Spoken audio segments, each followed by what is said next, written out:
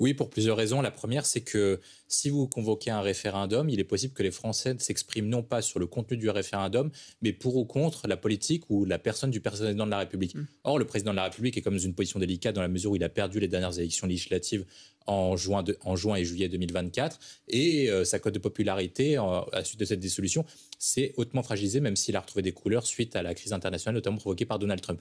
Mais il est dans une position délicate, il est quand même bas dans les sondages, donc il a un risque que le référendum se retourne contre lui, surtout qu'en plus, on considère qu'il n'est pas populaire de proposer des mesures d'économie, 40 milliards d'euros en l'occurrence, de baisse de dépenses ou d'augmentation d'impôts par référendum. Donc ça, c'est un premier point qui le préoccupe. Le deuxième point est aussi juridique. C'est-à-dire qu'on n'est pas sûr à l'heure actuelle qu'on puisse faire adopter un projet de loi de finances à travers l'usage du référendum. Vous avez deux possibilités de référendum en France, l'article 11 et l'article 89. L'article 89, c'est pour réviser la Constitution, donc vous l'écartez. Il reste l'article 11. Le contenu de l'article 11, c'est qu'on peut faire adopter un référendum s'il porte sur les questions politiques, économiques et sociales. Mais dans le même temps, l'article 34 prévoit que le projet de loi de finances est adopté par le Parlement. Donc, le Conseil constitutionnel va regarder si l'article 11 est supérieur à l'article 34 de la Constitution et va voir s'il est légal ou pas. Donc, il y a un problème juridique. Et enfin, dernier point, il y a un problème politique, c'est-à-dire que le président de la République n'est pas sûr à l'heure actuelle que son projet tel que présenté par François Bayrou ou dans les grandes lignes soit adopté par les Français. Alors c'est quoi cette idée de François Bayrou? Olivier Faure parle d'idées loufoques ou c'est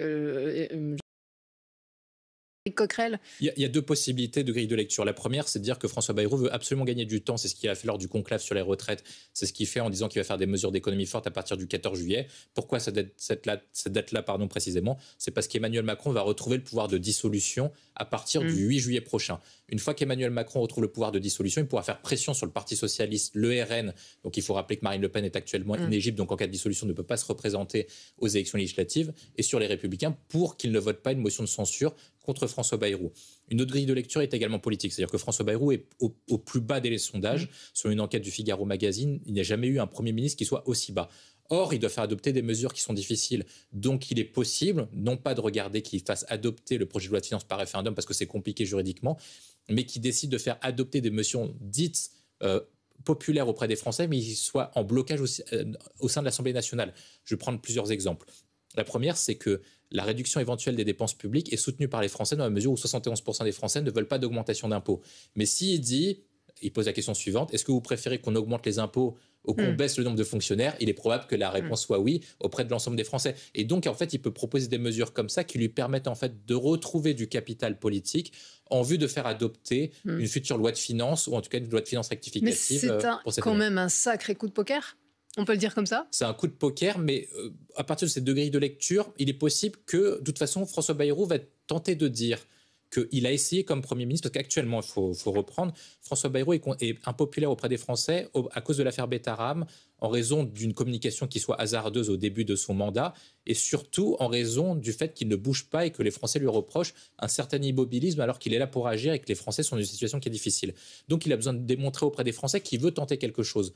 Lorsqu'il propose un référendum, il peut dire que c'est lui, il a tenté de le proposer, mais que c'est Emmanuel Macron qui l'a bloqué. Il peut dire qu'il a tenté de le proposer, mais que le Conseil constitutionnel l'a bloqué. Il peut également dire que les partis politiques au sein de l'Assemblée nationale étaient contre également pour ce projet de référendum. Donc lui pourra dire qu'il a tenté de proposer des mesures fortes et que ça peut lui servir non seulement à redorer son blason au sein de l'électorat du bloc central qui est fan de ce type de mesures de réduction de dépenses publiques, et également dire aussi, s'il veut être candidat à la prochaine élection présidentielle, regardez, moi j'aurais fait ça si on m'avait donné les moyens, mais comme Premier ministre, je n'ai pas pu faire tout ce que je pouvais faire, mais comme président, peut-être que je pourrais faire ça. Et en attendant, il échappe à la censure qui est toujours sur la table, dit Olivier Faure notamment. Tout à fait. Il y a plusieurs raisons pour lesquelles la censure est possible. La première, c'est l'affaire Betaram qui peut lui conduire, notamment le 14 mai, à voir quels sont les détails de cette affaire. La deuxième point, c'est qu'il a, il a un peu roulé dans la farine la gauche avec le conclave sur les retraites qui était la contrepartie sur l'accord de non-censure pour l'adoption du budget. Et on voit bien qu'il n'avait pas forcément eu l'intention de revenir sur la question de l'âge de départ à la retraite à 64 ans. Le troisième paramètre, c'est qu'il doit annoncer des mesures qui sont dites impopulaires vis-à-vis de la gauche. Et en fait, il doit faire une équation qui est simple. Les mesures qui sont favorables portées par les Républicains ne recueillent pas l'approbation de la gauche. Seulement, il a besoin d'un accord de non-censure soit du Parti socialiste, soit du Rassemblement national.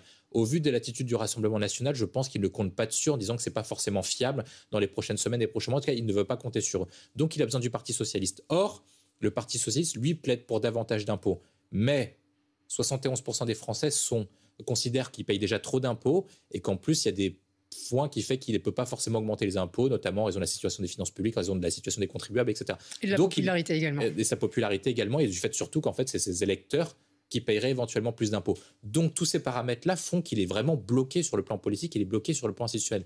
Mais le fait d'utiliser le référendum peut lui permettre de gagner du temps le temps que Macron retrouve l'usage de la dissolution. Et autre paramètre, c'est qu'on aura bientôt les élections municipales et donc peut-être que le Parti socialiste et les Républicains ne vont pas le censurer dans cette hypothèse-là. Voilà, et puis aussi peut-être que...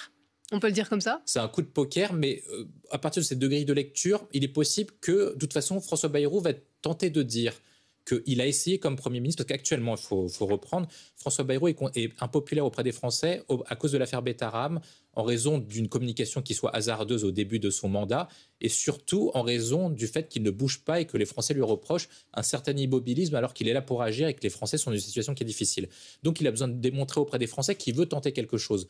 Lorsqu'il propose un référendum, il peut dire que c'est lui, il a tenté de le proposer, mais que c'est Emmanuel Macron qui l'a bloqué. Il peut dire qu'il a tenté de le proposer, mais que le Conseil constitutionnel l'a bloqué. Il peut également dire que les partis politiques au sein de l'Assemblée nationale étaient contre également pour ce projet de référendum. Donc lui pourra dire qu'il a tenté de proposer des mesures fortes et que ça peut lui servir non seulement à redorer son blason au sein de l'électorat du bloc central qui est fan de ce type de mesures de réduction de dépenses publiques, et également dire aussi, s'il veut être candidat à la prochaine élection présidentielle, regardez, moi j'aurais fait ça si on m'avait donné les moyens, mais comme Premier ministre, je n'ai pas pu faire tout ce que je pouvais faire, mais comme président, peut-être que je pourrais faire ça. Et en attendant, il